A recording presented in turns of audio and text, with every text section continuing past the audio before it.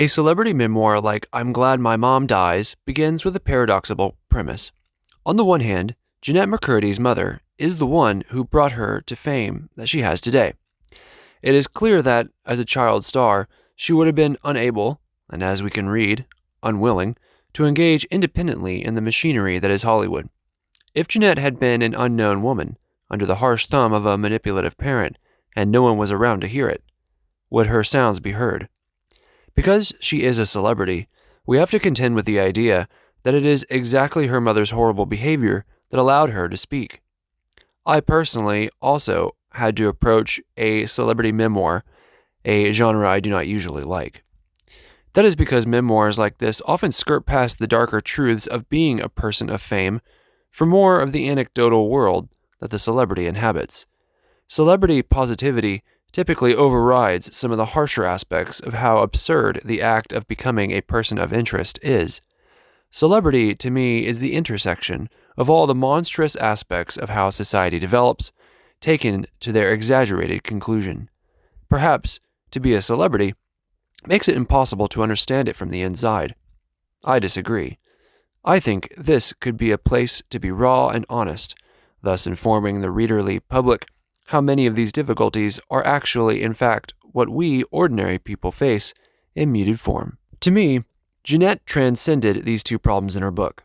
But before I get into it, I want to say that there are spoilers ahead.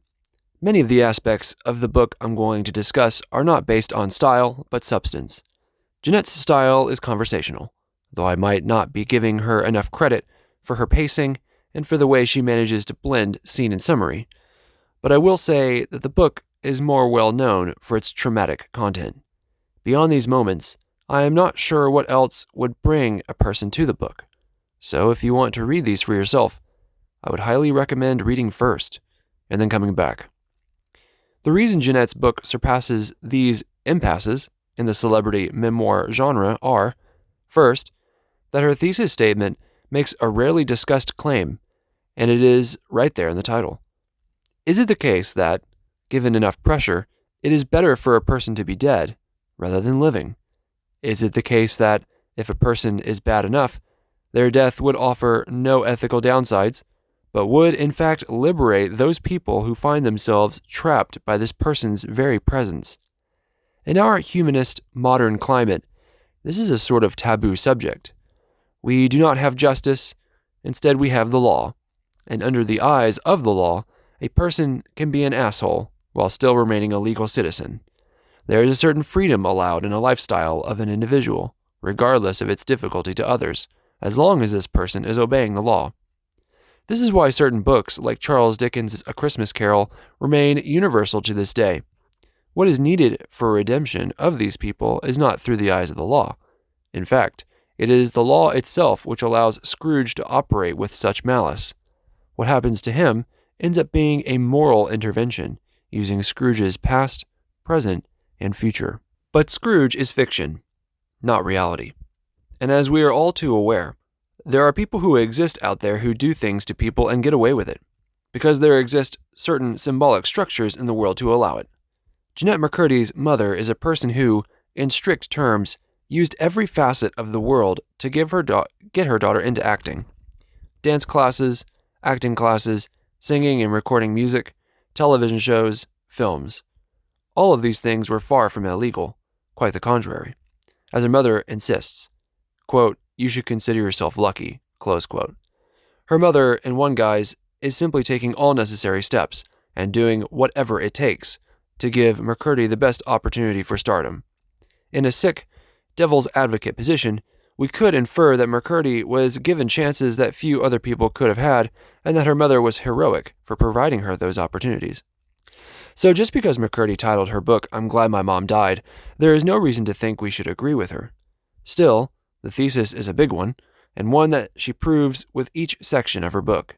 It is not simply that McCurdy's mother forced Jennette into an intense regimen of training that she neither agreed with nor wanted.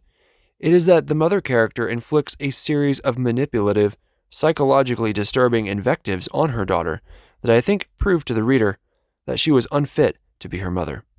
In Jennette's memoir, we come to see that her mother would, among other things, use her cancer diagnosis as a way to get good with others and to guilt trip her daughter into racing to fame. She would shower Jennette and her brother together, and in their presence would perform cancer checks by investigating their private regions. Her mother alienated Jennette from others with her work regimen, but also invaded her apartment in her late teens and lived there, either as a freeloader or as a way to separate Jennette from friends and prospective romantic relationships. In order to maintain Jennette's childlike girlhood, her mother quickly recommended calorie restriction, especially when Jennette began to grow into womanhood with breasts. In the moment when anorexia is brought up by a healthcare professional, her mother lied and stated that she was not calorie restricting. When Jennette informed her mother that she was bleeding and that her period had started, her mother burst into the bathroom and hugged her on the toilet and said, quote, "I am so sorry," close quote, contradicting a friend on what tone to take in response to burgeoning womanhood. As a young child, much of this intense psychological closeness comes by Jennette's mother, as well as deliberate measures to keep Jennette's birth father away, like, for example, screaming and brandishing knives, and it wreaks havoc on Jennette's mental state. Jennette, from this closeness, manifested certain psychoses that arose from an inability to establish her own identity separate from her mother. One obvious example was the speaking from voices that she labeled the Holy Spirit. These voices told her to do absurd things like locking and unlocking doors, jumping up and down, and convulsing violently, because Jennette was under the impression that, if she did these things, she would get the part she was auditioning for. This is a near textbook case of a psychosis brought about by a lacking distance between a parent and a child. Jennette's identity is porous and not completely rigid, so it is not surprising to see that her body is attempting to create an other as a way to mediate between Jennette and her mother. She calls this the Holy Spirit, but anybody can see that she is attempting to simultaneously placate her mother's desperation for success as well as her own well-being as a Christian in a Mormon church. Had this occurred outside of the conditions of Hollywood, it would have been traumatic enough. Unfortunately, Jennette finds herself in the context of a Hollywood system that is all too willing to benefit off of several aspects of her mother's behavior. Because of her success, Jennette has a difficult time as a child evaluating what exactly is successful work and what is the manipulation of Jennette by an egregious mother. If one wanted to read this memoir as an indictment on the Hollywood system for young children, this is it. Despite the fact that there exists certain safeguards for children of Hollywood parents, who would police this properly? And how would a system be able to adjudicate between what is considered work towards show business and what would be the ruining of a young person's childhood? Jennette's memoir, told conversationally, also manages to place herself in childhood contexts that explicate her mother's behavior as simply ways to get ahead. There are plenty of moments that cause Jennette discomfort, but because of her cloistered lifestyle, who exactly is she supposed to go to in this regard?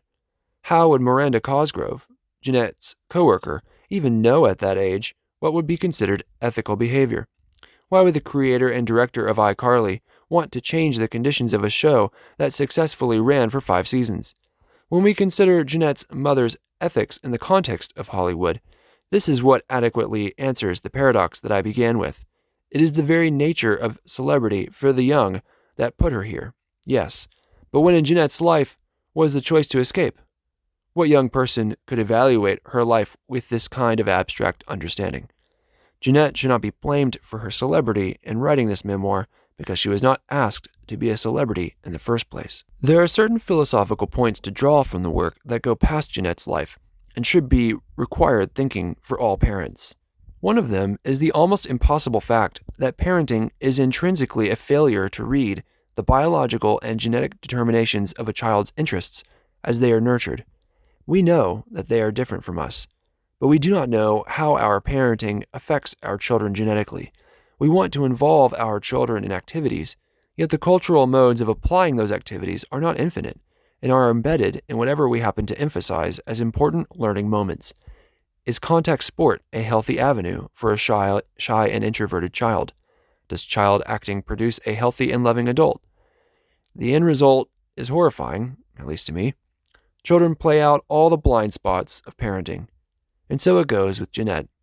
We know Jennette's mother was truly awful. But at what point in Jennette's journey through Hollywood do we cross the threshold into not only allowed but encouraged.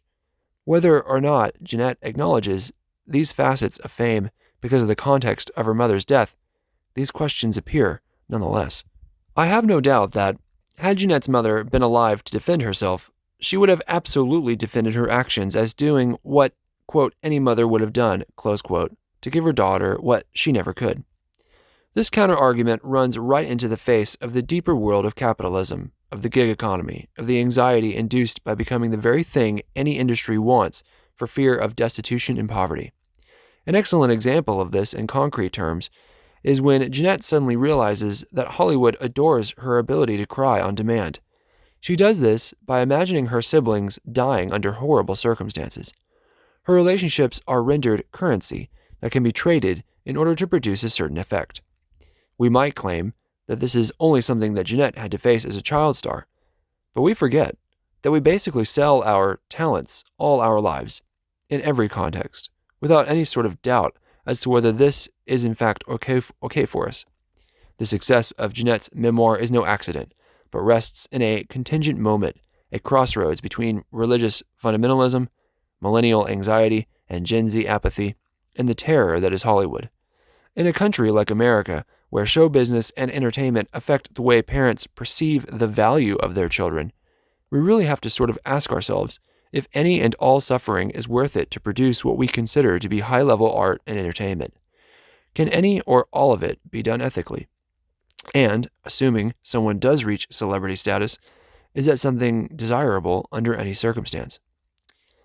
What I have appreciated about the memoir is that Jennette provided the raw experience many actually want in the celebrity genre. I think that her circumstances invite questions that I think cannot be ignored. In all likelihood, life will continue in Hollywood, and parents do not understand the heavy weight of these philosophical dilemmas will likely have no intention of stopping.